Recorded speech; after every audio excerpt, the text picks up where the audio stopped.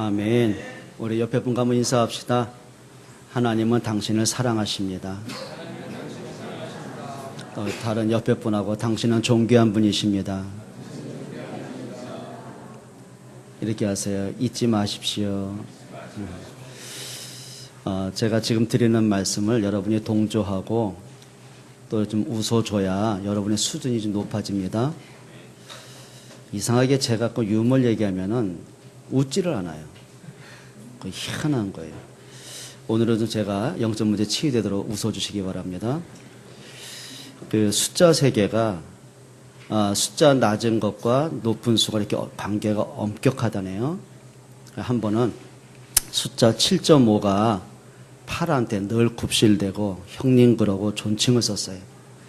근데 어느 날 갑자기 7.5가 돌변했습니다. 갑자기 야 그러는 거예요. 팔이 기가 막히니까 너 미쳤냐 그런 거예요. 7.5가 당당하게 말한다. 야 까불지 마, 나 전 뺐어. 웃었네요. 금요일 날은 웃어가지고 내가 한번 테스트해보고 용기를 냈는데 여러분이 웃을 줄 내가 진짜 몰랐어요. 수준이 되게 높은, 옆에 분의 인사 수준 높으십니다. 제가 오늘 치유됐습니다. 또 한번 하세요. 전 빼면 진짜가 보입니다. 사람이요, 뭔가 자기 틀에 딱 잡힌 거 있잖아요. 왜 자꾸 사람과의 관계가 소원해지고 서운해지고 멀어질까요? 그 오해라는 점이 있고 편견이라는 점이 있는 거예요. 그러니까 사람이 오해라는 점을 딱 빼버리면요, 뭐가 될까요?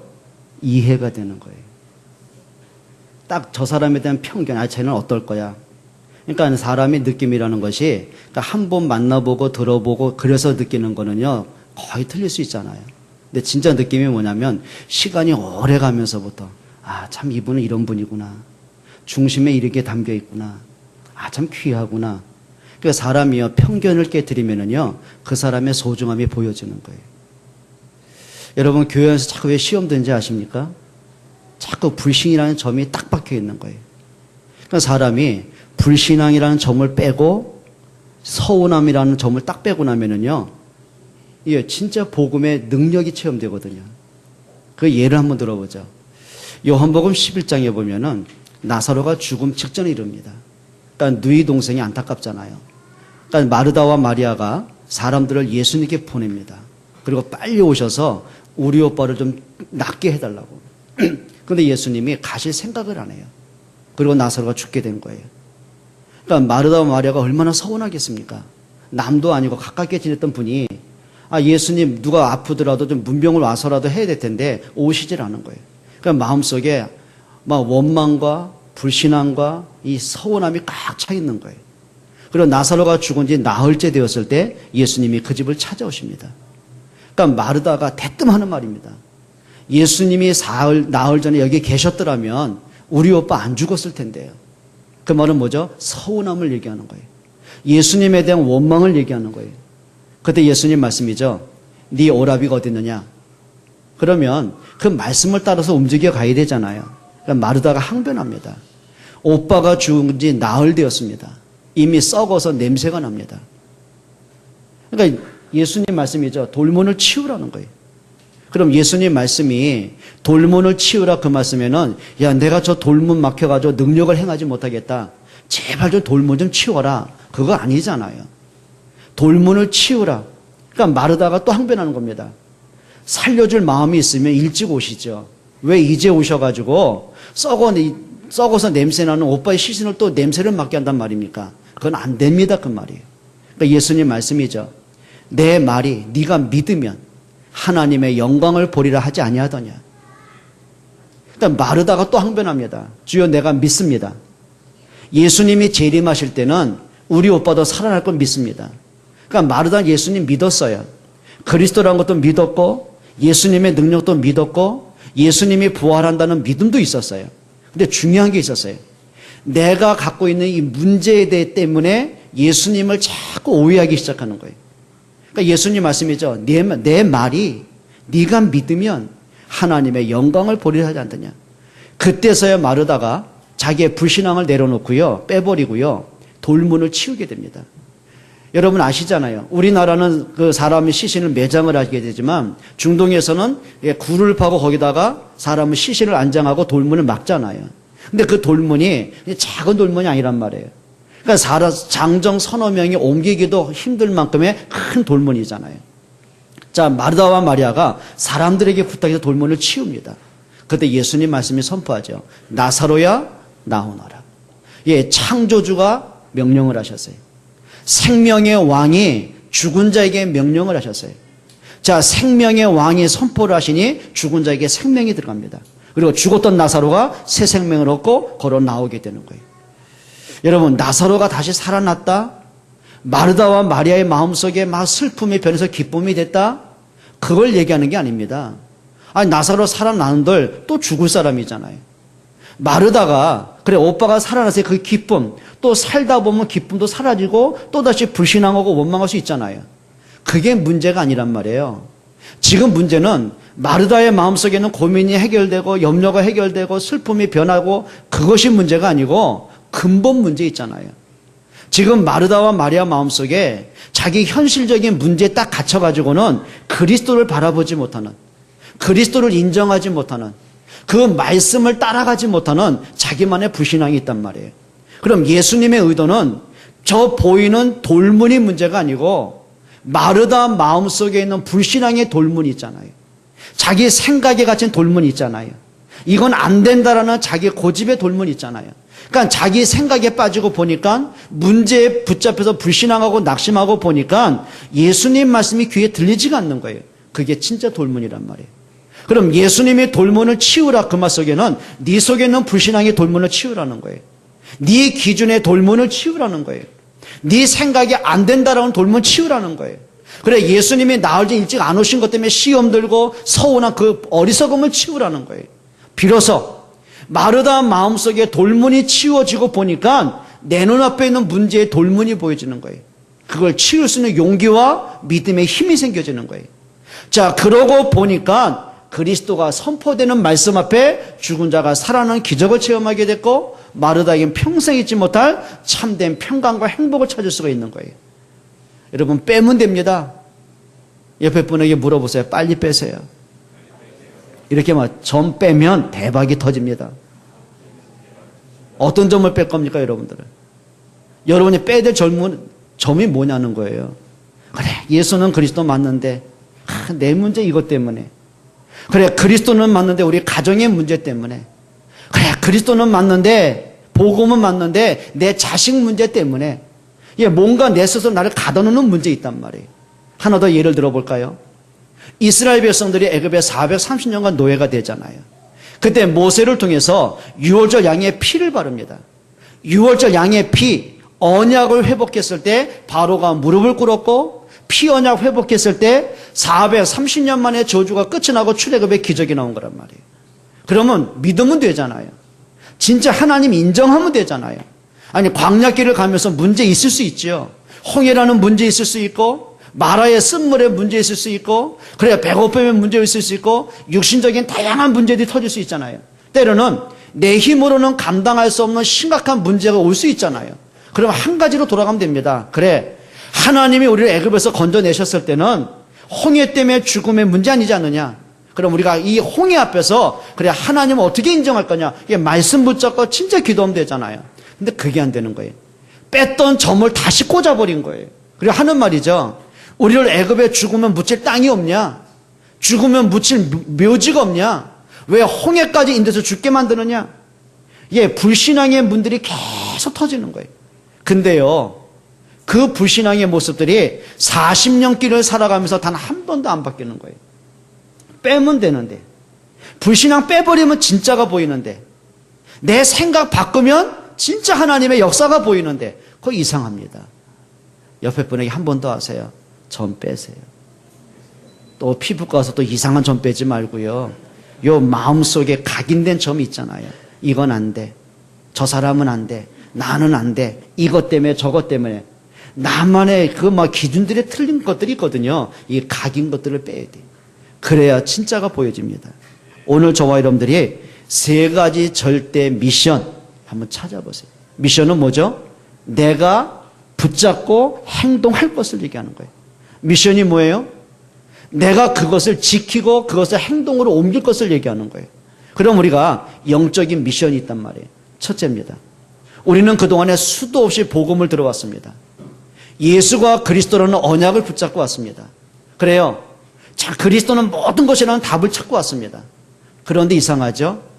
자꾸 그 복음을 내가 자꾸 잃어버릴 때가 많아요. 뭐 때문에 잃어버리는 거예요? 현실적인 문제들, 나의 연약한 문제들, 사람과의 갈등의 문제들, 여러 가지 문제들 때문에 이상하죠? 그리스도를 자꾸 잃어버릴 때가 굉장히 많아요. 마치 뭐와 같으냐면 이럴 것도 똑같을 거예요. 우리 아이들이요. 그래요. 엄마가 좋고 엄마 사랑이 좋고 엄마랑 함께 있으면 행복해요. 근데 이상합니다. 과자 사달라고 얘기했는데 엄마가 너 과자 먹으면 밥을 못 먹잖아. 밥 먹고 사줄게. 그럼 안 사주겠단 말이 아니에요. 그럼 그 아이를 위해서 하는 말이에요. 그건 최선의 선택이에요. 근데 아이들은요. 그 과자 하나 때문에 자기가 먹고 싶은 거 엄마가 안 사준 그 서운함 때문에 엄마가 싫고 울고 불고 난리법석을 떨어요. 그렇죠? 마치 우리가 그럴 때가 많단 말이에요. 그래, 어쩌다 복음을 들었어? 정말 예수 그리스도 이렇게 얼마나 귀한 거야? 우리 복음에서 행복하고 복음 때문에 은혜 받고 그리스도 때문에 내가 치유도 되고 힘도 얻고 그래 내가 오직 복음을 위해서 세계 복음화 오만 가지 결단 많이 하거든요. 근데 어느 순간 그 고백이 나와 관계가 없어지는 순간들이 굉장히 많습니다. 그때가 언제냐는 거예요. 그걸 회복하자는 거예요. 여러분 이렇게 보시면 됩니다. 그래요. 우리 엄마들의 아빠들 입장에서는 어쩌다 보니까 내가 지갑을 잃어버릴 수도 있고 도둑도 맞을 수도 있어요. 자, 그런데 지갑은 잃어버려서 손해볼 수는 있어도 부모가 아이 잃어버리면 안 되잖아요. 어떻게 그걸 잃어버릴 수 있겠냔 말이에요. 그래요. 나는 어쩌다 보니까 몸에 문제 올 수도 있어요. 근데 아이가 건강하면 얼마나 행복할 수 있어요. 그러니까 부모에게 있어서는 잃어버려도 되는 게 있고 잃어버리면 안 되는 게 있잖아요. 여러분 우리가 문제 올 수 있죠. 근데 어떻게 우리가 복음을 놓치냔 말이에요. 아닌 줄 알면서도 우리가 자꾸 영적으로 흔들 때가 굉장히 많습니다. 이걸 어떻게 우리가 회복하냔 말이에요. 그 답이 있습니다. 복음이 맞다면 정말 예수 그리스도가 맞다면 그리스도만이 하나님 만나는 길이 맞고 그리스도만이 죄와 사망에서 해방되는 길이 맞고 그리스도만이 운명을 바꾸는 능력이 맞고 그리스도 한 번으로 가문의 저주가 꺾이고 승리하는 길이 맞다고 한다면 이제는 그리스도 놓치면 안 되잖아요. 그 맞는 그리스도라면 그 그리스도가 나에게 개인화되는 축복을 받으셔야 돼요. 그리스도가 진짜 내 마음의 고백이 되고 내 영혼의 고백이 되고 내 삶의 고백이 되고 내 삶의 이유가 되는 그게 개인화의 축복입니다. 오늘 성경에 바울이 그 얘기하는 겁니다. 지금 히브리인들, 유대인들은요, 자기들은 착각을 해서 선민이라고 착각을 한 거예요. 맞죠? 하나님의 선택을 하셨어요. 하나님이 그들에게 그리스도의 언약을 주셨어요. 그러면 그걸 정말 답을 찾아내야 되잖아요. 근데 이 사람들이 세월이 지나가면서 이게 하나의 종교로 무너지기 시작하는 거예요. 그리고 뭐라고 하냐면 선민은 우리밖에 없다. 이방인들은 하나님과 관계없는 사람이다. 이방인들은 하나님 믿을 자격도 없고 구원받을 자격이 없다. 이방인은 짐승과 같다. 이렇게 나왔어요. 거기다가 하나님이 율법을 주셨잖아요. 그럼 하나님이 율법을 주실 때 목적이 있잖아요. 여러분 사람이요. 율법을 100% 지킬 사람이 어디 있겠어요? 만약에 하나님이 율법을 지킨 사람만 구원받을 수 있다. 그럼 이 가운데 율법을 지킬 사람이 어디 있겠냔 말이에요. 그러니까 예수님이 쉬운 표현을 주셨단 말이에요. 그러니까 우리는 살인 그러면 남을 죽이고 이것만이 살인이잖아요. 근데 예수님은 그 기준이 달랐어요. 내가 예를 들면 우리 찬이를 미워한다. 에휴 저놈의 새끼 저거. 막 미워하고 무시한다. 이미 살인했다고 그랬어요. 우리는 음란 그러면 막 불륜관계만 생각하잖아요. 근데 예를 들면 이런 겁니다. 내가 혜연이 너무 이뻐. 너무 애가 괜찮고 섹시해 보여. 그럼 벌써 음란했다는데. 한번 물어볼까요? 우리 김학은 집사님. 오늘 아침에 운전하고 오면서 늘씬한 아가씨 보셨잖아요. 조봉이 권사만 보이죠? 벌써 거짓말 했다는 거예요. 율법 벌써 어겼어요. 사람이 율법을 지켜서 구원받은 사람이 어디 있겠냔 말이에요. 그럼 하나님이 율법을 지켜서 구원받으러 주셨어요? 아닙니다. 사람이 율법으로 나를 보면 볼수록 참 나는 죄인이구나. 참 나는 못났구나. 참 나는 하나님 앞에 자격이 없구나. 그래서 그리스도가 오셨구나. 예수님은 율법의 완성으로 주신 거란 말이에요. 근데 이 히브리 사람들이요, 이게 복음은 잃어버렸어요. 자, 하나님이 성경을 주셨어요. 그럼 성경에서 주시는 메시지가 뭡니까? 요한복음 20장 31절에 간단히 말합니다. 하나님이 성경을 주신 하나의 목적이 있습니다. 예수가 그리스도이심을 믿고 영생을 얻게 하려 합니다. 창세기부터 계시록까지 하나님이 성경을 통해서 강조하는 분이 있습니다. 그리스도입니다. 자, 영적으로 지쳐서 방황하는 사람들에게 주신 답이 있습니다. 그리스도가 아니고는 결코 영적 문제 해결할 수 없다는 거예요. 그리스도가 아니고는 운명 바꿀 수 없다는 거예요. 그리스도가 아니고는 사단과 저주를 해결할 길이 없다는 거예요. 그러면 성경을 보면서 누가 발견되는 거예요? 그리스도가 발견되어야 되잖아요. 심지어는 어디까지 갔냐면 이 사람들이요, 막 천사 숭배를 하고 막 사람들을 숨기고 이렇게 돼버렸단 말이에요. 바울이 그 얘기한 겁니다. 하나님이 주신 이름이 뭐냐? 그리스도 아니냐? 근데 너희들은 왜 그리스도 빼놓고 율법으로 왜 그리스도를 정죄하냐? 왜 너희가 안식일 가지고 그리스도를 정죄하냐? 너희가 복음의 본질을 잃어버린 거 아니냐? 그 답을 주신 거란 말이에요. 그렇다면 우리가 몇 가지는 찾아내셔야 됩니다. 오늘 한번 19절 한번 읽어보세요. 10장 19절입니다.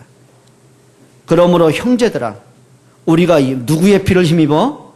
예수의 피를 힘입어. 여러분, 피 그러면 뭐부터 생각나십니까? 좀 사람이 끔찍하잖아요. 막 피를 철철 흘렸다. 그렇죠? 근데 여기는 그걸 의미하는 게 아닙니다. 피는 뭘 얘기하냐면 생명을 얘기하는 거예요. 그렇죠? 눈물은 노력의 표시잖아요. 땀은 노력의 표시잖아요. 눈물은 마음의 표시잖아요. 피는 생명의 표시를 얘기하는 거예요. 그럼 우리가 예수의 피로 힘입어. 그 말은 뭐죠? 인간은 누구나가 하나님을 떠난 사람이에요. 그 하나님을 떠난 것이 성경은 원죄라고 그랬어요. 여러분 이렇게 보시면 되겠죠? 물고기가 물을 떠나면 죽음의 문제잖아요. 마찬가지예요. 사람이 하나님을 떠나면 영적 사망의 문제예요. 그럼 인간은 누구나 하나님을 떠났어요. 영적 사망이 왔어요. 그래서 성경은 원죄라고 그랬어요. 자, 우리가 정신을 차리고 보니까 하나님을 떠나게 자꾸 불신앙을 주고 속이는 존재가 있어요. 그게 사단 마귀라고 그랬어요. 그럼 인간은 하나님을 떠나서 영적 사망이 왔어요. 이미 죄와 허물로 죽었어요. 성경을 말씀하죠. 모든 사람이 죄를 범하였음에 하나님의 영광에 이르지 못하더니 죄의 삭은 사망이에요. 그럼 이 문제 누가 해결하겠어요? 아니, 하나님이 만나야 사는데 하나님이 어디 계신지 알고 찾아가겠어요? 그래요. 우리가 죄 문제를 해결해야 구원받는데 내 노력으로 죄가 없어지는 게 아니잖아요. 사단의 손에서 벗어나야 구원을 받는데 사람의 힘과 능력으로는 사단을 꺾을 길이 없잖아요. 그래서 방법은 하나입니다. 그리스도입니다. 하나님이 그리스도를 약속하셨어요. 그 약속대로 그리스도가 이 땅에 사람의 모습으로 오셨어요. 그리고 이 땅에 십자가에 못 박혀 죽음으로 그 십자가에 흘린 피 때문에 우리에게는 모든 죄가 끝났어요. 아담 이후로 지금까지 모든 인간에 있는 원죄를 끝내셨어요. 아멘들 안 하시는군요. 여러분 답을 찾아야 됩니다. 그냥 막연하게 그래 예수님 믿어, 나 예수 믿고 구원받아서 그러고 끝날 일이 아니라니까요. 바울이 지금 근본을 얘기하는 거예요. 우리가 어떻게 하나님께 나갈 수 있었냐? 우리가 어떻게 죄에서 해방을 받았냐? 우리가 어떻게 사단에서 벗어나게 되었느냐? 답은 하나다. 십자가에 흘린 그리스도의 피 때문이다. 바울이 그거 얘기하는 거예요. 피로 힘입어. 한번 성경 한번 다시 읽어봐요. 히브리서 9장 12절입니다. 같이 읽어보겠습니다. 히브리서 9장 12절입니다. 염소와 송아지의 피로 하지 아니하고 오직 자기의 피로 영원한 속죄를 이루사 단번에 성소에 들어가셨느니라. 뭔 얘기죠? 구약에는 그리스도가 오시지 않았잖아요. 그래서 하나님이 송아지의 피를 통해서 그 염소의 양의 피를 통해서 그 피 흘리는 거예요. 죄는 내가 졌잖아요. 그러면 내가 죄를 졌기 때문에 죄의 결과는 죽음이잖아요. 사망이잖아요. 근데 하나님께서 구약에는 내 죄를 용서받는 답을 주셨어요. 그러니까 내가 죄를 졌으면은 이렇게 하는 겁니다. 양이나 송아지를 끌고 오는 거예요. 그리고 제사장이 옵니다. 그리고 제사장이 손은 내 오른손 내 머리에 얹고 왼손은 양의 머리에 손 얹습니다. 그리고 내게 있는 모든 죄를 다 양에게 뒤집어 씌워요. 그리고 나서는 내가 보는 앞에서 양의 목을 땁니다. 그 피를 다 쏟습니다. 그리고 배를 가르고 내장을 긁어내서 불에 태우고 몸통도 불에 태워요. 내가 보겠죠. 그래, 죄의 결과가 저게 죽음의 문제인데 하나님이 나를 죽이지 아니하시고 대신 양을 죽게 내 죄를 용서하셨구나. 그게 구약의 죄사함 받는 방법이었단 말이에요. 그러면 하나님이 그 양 때문에 소 때문에 죄가 용서된 겁니까? 답은 하나입니다. 그리스도가 아직 안 오셨잖아요. 그리스도가 오시기 전까지 했던 구약의 제사법이었어요. 자, 말씀대로 예수님이 오셨어요. 그분이 십자가에 죽으셨어요. 그럼 예수님이 십자가에 못 박을 때 양을 잡고 소를 잡고 피 흘렸습니까? 아닙니다. 예수님이 직접 십자가에 못 박혀 죽으셨습니다. 성경 한번 다시 읽어봐요. 12절입니다. 9장 12절 다시 읽습니다. 염소와 송아지의 피로 뭐하지 않고 하지 않았어요. 오직 누구의 피로? 자기의 피로 영원한 속죄를 이루사 단번에 성소에 들어가셨느니라. 예수님은 송아지의 피가 아니에요. 당신이 직접 십자가에 못 박혀 죽으심으로 모든 피를 쏟으셨어요. 그 십자가의 피로 인해서 우리의 모든 죄를 끝내셨어요. 그걸 대속의 사건이라고 하는 거예요. 마가복음 10장 45절에 예수님이 이렇게 말씀하셨어요. 인자가 온 것은 섬김을 받으려 함이 아니다. 오히려 섬기려 하고 많은 사람의 대속물로 주려 함이니라. 여러분, 진짜 그리스도의 십자가와 부활의 능력이 여러분에게 믿어지기를 축원합니다. 로마서 8장 2절이 이렇게 말씀합니다. 이는 그리스도 예수 안에 있는 생명의 성령의 법이 너희를 죄와 사망의 법에서 해방했느니라. 여러분, 정말 그리스도가 복음이 여러분에게 개인화되기를 축원합니다. 19절 이렇게 말하죠. 10장 19절 다시 봅니다. 그러므로 형제들아 우리가 예수의 피를 힘입어 성소에 들어갈 뭘 얻었나니? 담력을 얻었나니. 그냥 용기를 냈다 그 말이 아니에요. 우리는 감히 하나님을 부를 수 있는 자격이 없잖아요. 죄인이잖아요. 하나님이 두려워야 되잖아요. 심판 때문에 멸망을 받아야 되잖아요. 그런데 이제는 나는 자격이 없어요. 여전히 못났고 여전히 불신앙하고 흔들리는 못난 존재예요. 그럼에도 불구하고 한 가지 때문에 담대함이 있어요. 그래, 예수님은 나를 위해 이 땅에 오셨다. 예수님은 나를 위해 십자가에 죽으셨다. 나를 위해 부활하셨고 지금도 성령으로 나와 함께 하신다. 나는 모자람에도 불구하고 예수님은 약속하셨어요. 볼지어다 내가 세상 끝날까지 너희와 항상 함께 있을 것이다. 그게 뭐예요? 하나님 앞에 나가는 기준이 됐어요. 여러분, 그게 믿음의 축복입니다. 우리 신자들 가끔 바보 같은 말 하잖아요. 나 같은 게. 나 같은 죄인이.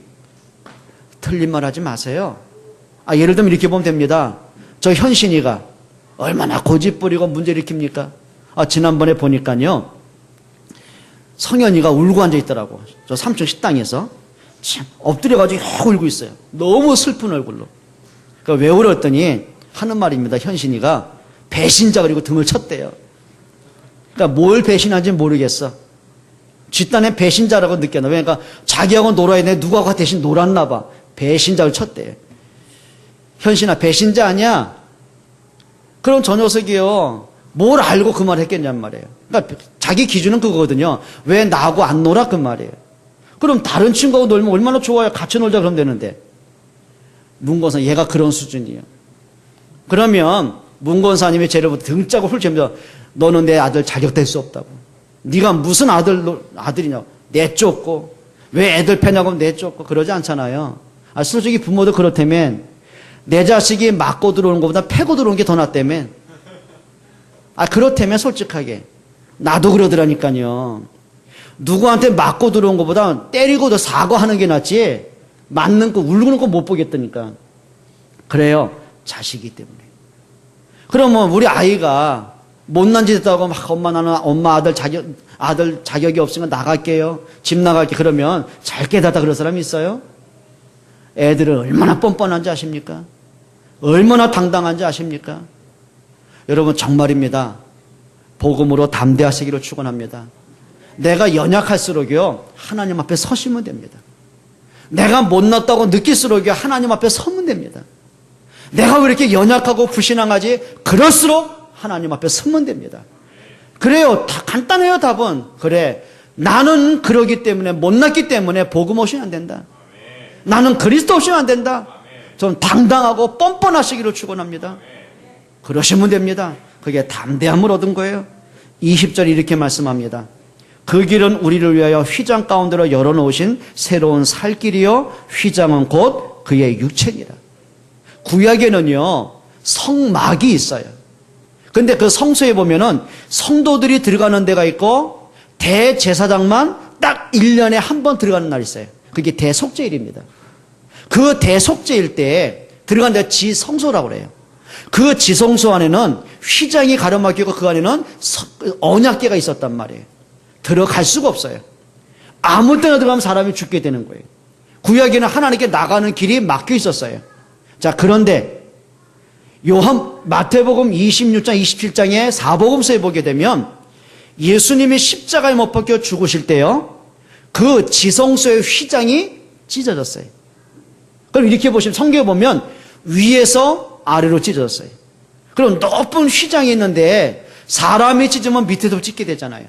그런데 성경은 뭐냐면 휘장이 위에서부터 아래로 찢어졌어요. 하나님이 찢으셨어요. 하나님께 나오는 길을 하나님이 열어주셨어요. 하나님과 인간에 막히는 죄의 담을 하나님이 찢어버리셨어요. 그 기준이 언제라고요? 그리스도가 십자가에 못 박혀 죽으실 때. 예수님이 이렇게 말씀하셨어요. 내가 다 이루었다. 내가 해결할 수 있는 모든 원죄의 문제, 운명의 문제, 저주의 문제 다 끝내셨어요. 그게 십자가의 능력입니다. 그리고 22절이 이렇게 말하죠. 한번 읽어볼게요. 우리의 마음에 뭘 받아? 뿌림을 받아. 악한 양심으로부터 벗어나고. 이게 무슨 얘기입니까? 우리 마음에 뿌림을 받았다. 그 말은 그리스도의 복음이 들어오는 거예요. 예수 그리스도가 믿어지는 거예요. 그리고 뭐였죠? 악한 양심으로부터 벗어나고. 여기 악한 양심은 뭘 얘기해요? 윤리적이고 도덕적인 걸 벗어난 영적인 악한 양심이 있어요. 사단이 속입니다. 아담에게 속입니다. 자꾸 하나님을 떠나게 속입니다. 불신앙으로 해서 하나님을 떠나게 속입니다. 사람과의 갈등과 시험을 줘가지고 자꾸 복음을 떠나게 만듭니다. 그게 악한 양심이에요. 여러분 교회 안에서 이런 거 많잖아요. 자꾸 사람들에게 불신앙을 주고 시험을 주는 역할이 많잖아요. 그게 뭐라고요? 악한 양심이란 말이에요. 그래서 성경은 뭐라고 하셨냐면 사람이 모든 죄는 사하심을 얻을 때 성령을 회방한 죄는 사하심을 못 얻는다고 그랬어요. 무슨 얘기일까요? 복음을 대적하는 것. 가끔 이런 거 있잖아요. 네? 이만희가 하나님이라며요. 인터넷 자꾸 떠돌아요. 주 하나님 지으신 세계를 안상호님 지으신 모든 세계. 안상호가 하나님이라며요. 그러니까 그들은 그들이 믿는 하나님 때문에 산을 옮겨야 된다며요. 그 교회를 무너뜨린다며요. 성도들을 끌어간다며요. 그게 뭐예요? 복음 회방하는 악한 양심이에요. 그리스도가 아니고는 그 누구도 우리를 구원할 자 없잖아요. 예수 그리스도만이 뭐예요? 동정녀의 모습 잉태하셨잖아요. 그리스도만이 하나님이 사람으로 오셨잖아요. 그리스도만이 원죄가 없으시잖아요. 그리스도만이 십자가의 죽음으로 죄를 끝내셨잖아요. 3일 만에 부활하신 분이 그리스도밖에 없잖아요. 그러면 예수 그리스도면 됐지. 그리스도라는 그 자리에 뭐가 그렇게 많이 붙습니까? 그래. 그게 뭐라고요? 악한 양심이에요. 이렇게 하시면 됩니다. 나 때문에 누가 시험 들지 않도록, 나의 말 한마디 때문에 사람 자꾸 교회를 떠나가지 않도록 악한 양심에서 벗어나는 거죠. 그걸 은혜 받은 사람이라고 하는 거예요. 아멘 좀 하시기 바랍니다. 그리고 다시 한번 볼게요. 22절 한번 보세요. 몸은 맑은 물로 씻음을 받았으니 그리스도의 십자가로 씻음을 받았어요. 참 마음과 온전한 믿음으로 하나님께 나아가자. 여기 참 마음이라고 그랬어요. 여기 참 마음은 거룩하고 경건하고 그걸 강조하는 게 아니에요. 우리 속에 마음이 있잖아요. 때로는 믿음의 마음도 있는데 나도 모르게 자꾸 불신앙이 나를 괴롭힐 때 있잖아요. 우리 속에 막 감사하는 마음도 나오는데 나도 모르게 자꾸 원망의 마음이 나오잖아요. 그렇죠?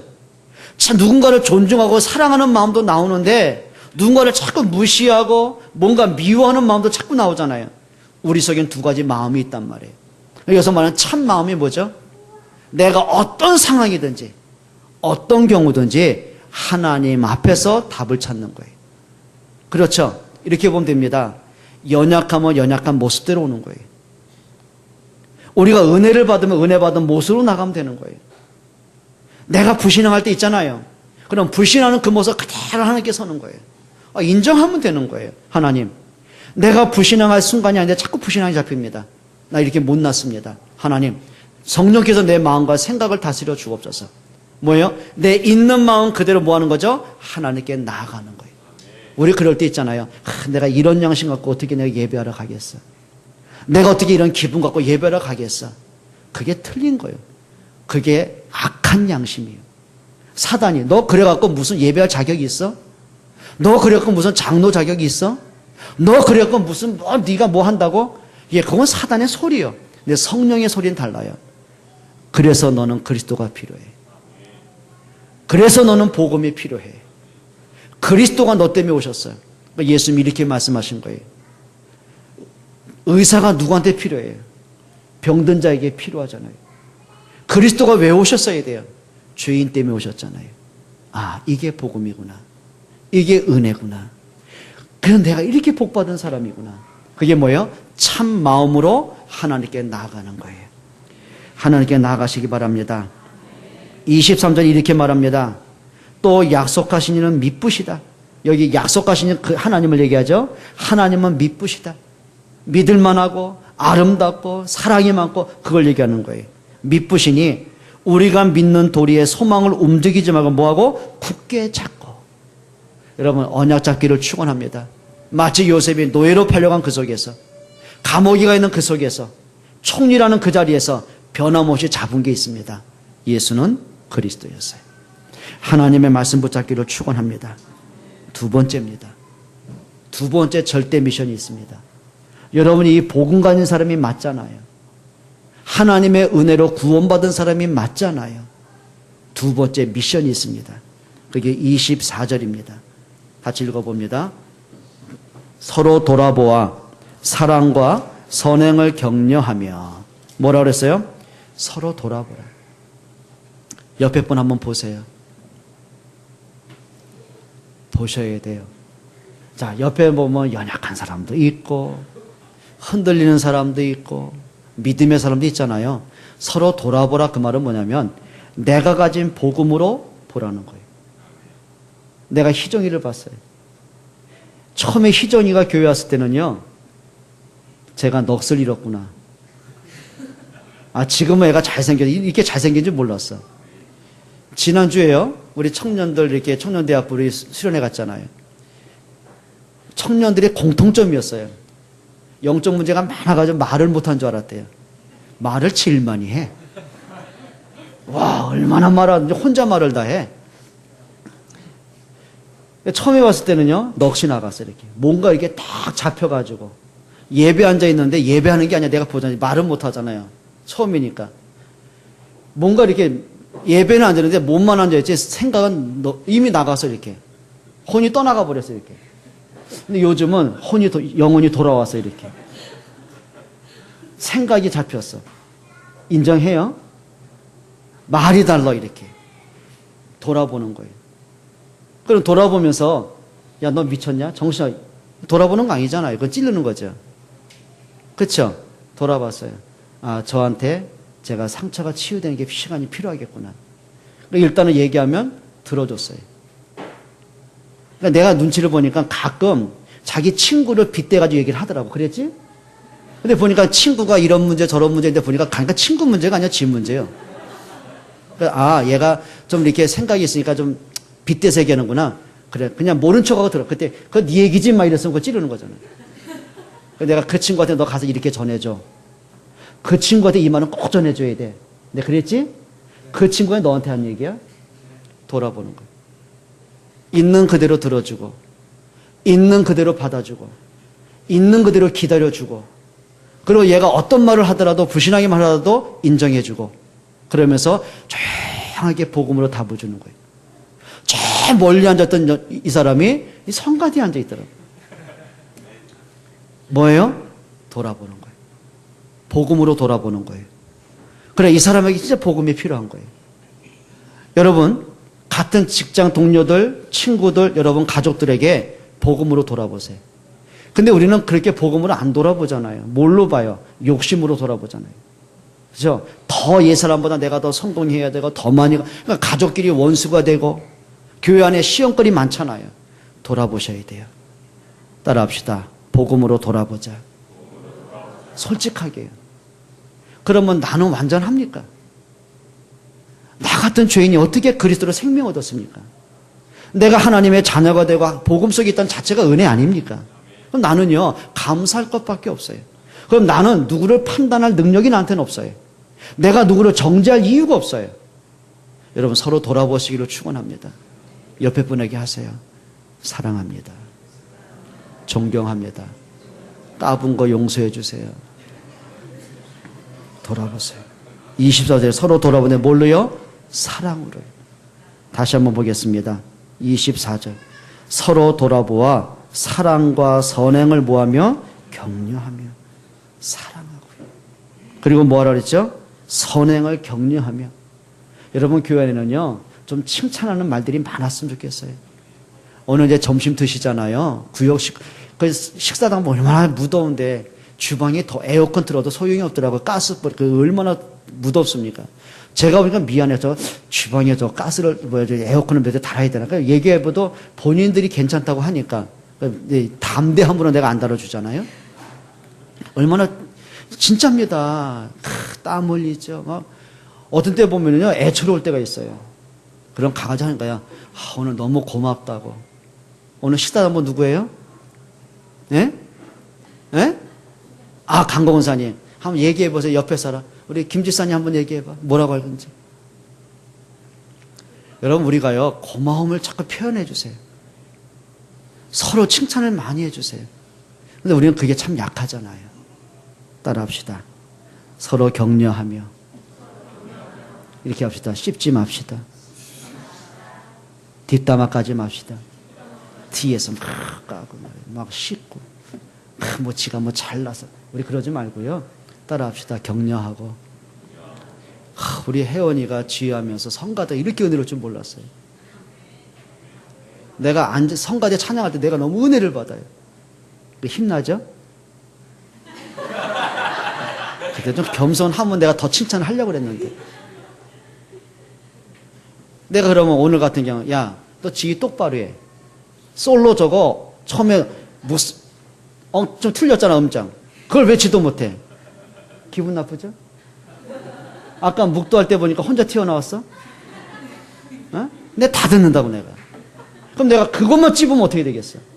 근데 보니까 찬양하는데 솔로 나오는데 야, 박필이가 저렇게 영혼의 울림을 이렇게 할 수가 있어? 사실 그 정도는 아닌데 여러분 자꾸 격려하는 거, 힘주시는 거예요. 여러분 교회 안에서 뭐 이렇게 서로 욕할 게 많습니까? 뭐 이렇게 씹을 게 많습니까? 복음 가진 사람으로 정말 사람 세워가시기를 축원합니다. 그리고 이렇게 말합니다.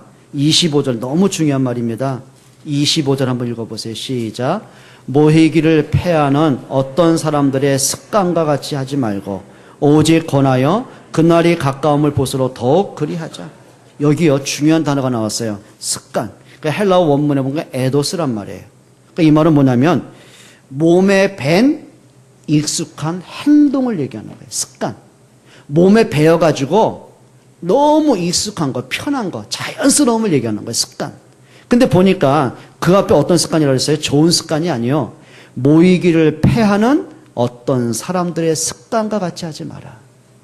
이 말은 뭐죠? 원어 그대로 보면 전체를 보는 거죠. 틀린 것이 몸에 쫙 배어 있어요. 그러니까 입을 벌리면 부정적인 소리, 불신앙의 소리, 원망의 소리, 남 욕한 소리가 나와요. 그게 뭐죠? 나쁜 습관이라는 거예요. 근데요, 몸에 밴 좋은 습관이 있어요. 입을 벌리면 자꾸 믿음이 나와. 사람을 격려하고 힘주는 말이 자꾸 나와. 감사의 말이 나와. 자꾸 내가 입을 한마디 했는데 이상하게 상대방의 답을 얻고 힘을 얻어. 자꾸 예배가 회복돼.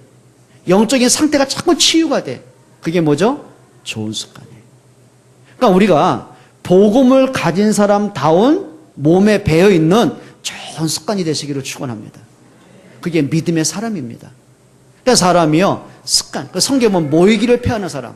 뭐 예배하면 되겠어? 뭐 예배하면 뭐가 되겠어? 뭔가 자꾸 예배를 멀리하게 하고 교회를 떠나게 만들고 말씀 놓치게 만들어요. 그게 뭐죠? 분쟁의 습관이란 말이에요. 여러분, 이제는 우리의 습관이 회복되시기를 축원합니다. 그렇게 됩니다. 그러니까 여러분, 이제는 진짜 어느 것이 복음을 위한 거지? 어느 것이 하나님 영광을 위한 거지? 어느 것이 교회를 위한 거지? 그게 몸에 배야 돼요. 아까 말씀드린 것처럼, 그래요, 이상하죠? 자꾸 복음이 아닌 다른 것이 들어가 보게 되면은 그 이만희가 하나님 되는 거예요. 저 교회는 놔두면 안 되는 거예요. 그러니까 지들 말은 산 옮기기를 하는 거예요. 와가지고 뭐 하냐면 교회 자꾸 들어와요. 그러니까 열심히 해요. 그래서 또 전도를 해와요. 그리고 많은 봉사를 해요.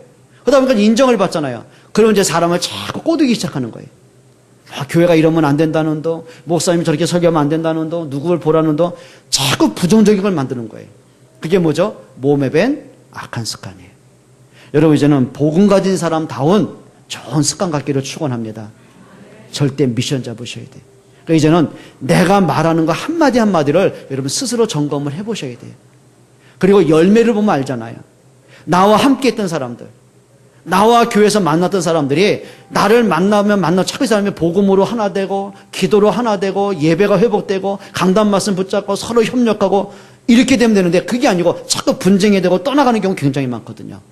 따라합시다. 습관을 바꾸자. 오늘 바울의 두 번째 절대 미션입니다. 마지막 세 번째 미션입니다. 전도의 공동체입니다. 우리 히브리서 9장 27절 한번 읽어볼게요. 27절입니다. 한 번 죽는 것은 사람에게 정해진 것이요 그 후에는 심판이 있다. 무슨 얘기죠? 따라합시다. 살아있을 때가 기회다. 이렇게 보시면 돼요. 불신자는 살아있을 때 하나님 만나는 기회입니다. 운명을 바꾸는 기회입니다. 신자는 살아있을 때가 진짜 복음을 누리고 복음을 전할 수 있는 기회입니다. 맞습니까? 여러분, 이 기회를 여러분 놓치지 않기를 축원합니다. 사람이 죽으면 끝나잖아요. 살아있는 게 기회입니다. 근데 사단은요, 살아있는 우리에게 자꾸 복음 밖으로 밀어내게 만들어요. 불신앙을 주고 서운함을 주고 갈등을 주고 시험을 줘요. 살아있을 때가 그 문제를 축복으로 바꿀 수 있는 기회입니다. 우리 부모들은 살아있을 때가 자녀들에게 언약 전달할 수 있는 최고의 기회입니다. 그래, 우리 중직자들은 살아있을 때가 복음을 위하고 전도를 위하고 교회를 위해서 생을 걸 수 있는 기회입니다. 여러분, 기회에 응답받기를 축원합니다. 그게 축복의 사람들입니다. 세 가지 절대 미션. 첫째 뭐라고요? 우리가 갖고 있는 복음이 나와 관계없는 복음이 아니라 그것이 개인화가 되도록 진짜 기도하세요. 두 번째 무슨 미션이라고요? 예? 복음의 공동체입니다. 우리가 복음에서 하나가 됐잖아요. 서로 격려하고 서로 사랑하고 높이고 서로 인정하고, 예, 그게 멋있는 사람이에요. 그게 성숙한 사람이에요. 세 번째 미션이 있습니다. 내가 살아있을 때 어떻게 하면 이 복음이 전달되게 할까? 우리 자녀들에게, 우리 가족과 우리 이웃들 모든 사람들에게 이 복음이 저 사람들을 알게 할까? 그게 전도의 축복이죠. 여러분에게 진짜 미션이 여러분의 응답이 되시기를 주의 이름으로 축원드립니다. 기도합니다. 하나님께 감사를 드립니다. 예수님이 나의 그리스도이심을 고백합니다. 그리스도 한 분으로 충분해질 만큼, 그리스도 한 분으로 행복할 만큼, 그리스도 한 분으로 인생의 완전한 답을 얻을 만큼 믿음의 견고한 뿌리 내리게 하여 주옵소서. 우리의 틀린 습관, 나에게 불신앙들, 나의 어리석은 연약함들이 이제는 복음 안에서 회복되게 하셔서 하나님의 원하시는 믿음의 열매가 맺어지도록 인도해 주옵소서. 예수 그리스도의 이름으로 기도합니다. 아멘.